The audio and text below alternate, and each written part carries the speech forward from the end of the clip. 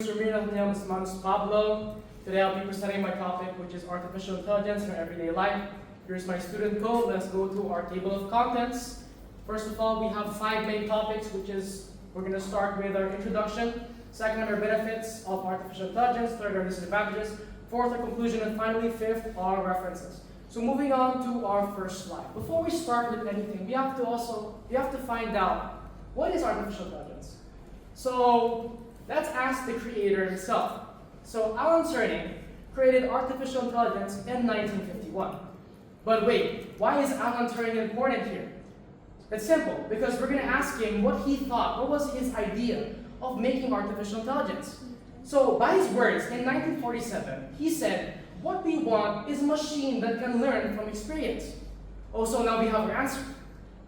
Artificial intelligence is a machine that is capable of altering its own decisions based on new data and adaptation over time. That data is considered experience for humans, but for AI it's data. Moving on, now that we know what artificial intelligence is, let's go over the advantages here in 2025. So we have 3 advantages. First would be our efficiency and automation. AI has the capabilities to perform repetitive and time-consuming tasks autonomously. Those are one of the benefits that it has. Our second benefit would be accuracy and precision. In medical fields, I'll highlight that. Medical fields, quality control and data analysis, AI processes vast amounts of data with minimal error. Now, this is due to the data that is given. Usually in medical fields, you have to give precise data to the AI so it can work with them. So it thus gives when you give precise data, it gives precise execution. Moving to our third topic, or third advantage is 24/7 availability. AI does not need sleep, it only requires power and proper input to continuously work, making them ideal for online support or monitoring systems. Speaking of monitoring systems, I went to GITEX. So one type of monitoring system is the Oracle. Now what is the Oracle? The Oracle is being used by Formula 1 team Red Bull, and what it does is it takes the car's telemetry data and it converts it to data that human operators can use, in which you can see the RPM, how fast you're going, how fast you're pressing on the brake, how fast you go on corners, in turns, and as such, making the driver drive better through the operators. So this is one form of monitoring systems. Moving on to our fourth advantage, which is innovation and discovery. AI is responsible for discovering new medicine, optimization, energy usage, and aid in scientific research.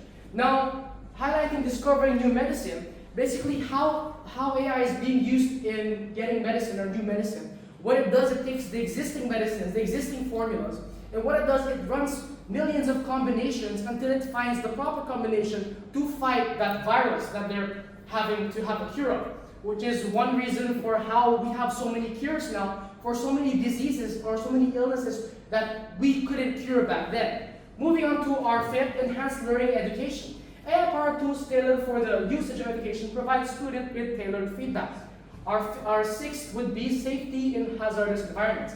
So back then, after that, AI can also take the form of robots. These robots can be used to operate in deep mines, deep oceans, and even outer space. Now an example of this would be lava. So let's say a scientist wants to get a lava spill or a sample, right? So that person, back in the day, would have a lot of gear. But nowadays, you can use a robot that's titanium grade that can get the spills for you while the operator is safe in a vehicle somewhere. That is one example. Going back to our fifth, enhanced learning education, a type of AI that's also used is chess. Now, what is chess? Chess is a game that's you have to play perfect moves. There can be blunders, there can be brilliant moves, and AI analysis can give you exactly what you did wrong, your blunders, what you did great, and what you did perfect. So it can improve your game through how you do your moves, through how your move sets. Oh, why did you do this? Because this happens, this, that. You should have done this instead. It will show you what you should have done. Moving on to our disadvantages. I should go faster. Yeah. So first, we have the job displacement and unemployment. AI automation may replace human labor with repetitive and predictable jobs. Second would be discrimination or bias. AI uses training data, and if it is given improper information, can inherit or even amplify the biases in that training data. Third, potential for misuse. AI can be weaponized through deepfakes, used in automated cyber attacks, and can be used in disinformation campaigns. Our fourth and final disadvantage would be too much dependence on technology. By continuously using AI, human skills and critical thinking abilities are reduced over time. Now for our conclusion, I don't have any text because I will be explaining my conclusion. I feel like AI is not there yet. While yes, it can handle repetitive and general tasks, or let's say from the medical fields to the robots that are being used in the lava spills, it's still not ready since it can be misused. And just keep in mind that we humans are the ones that give the data to the AI. So if we give wrong data to the AI does the wrong things, which is why it's still important for us humans to have the skills in order to use them as tools. So this is my references. Thank you.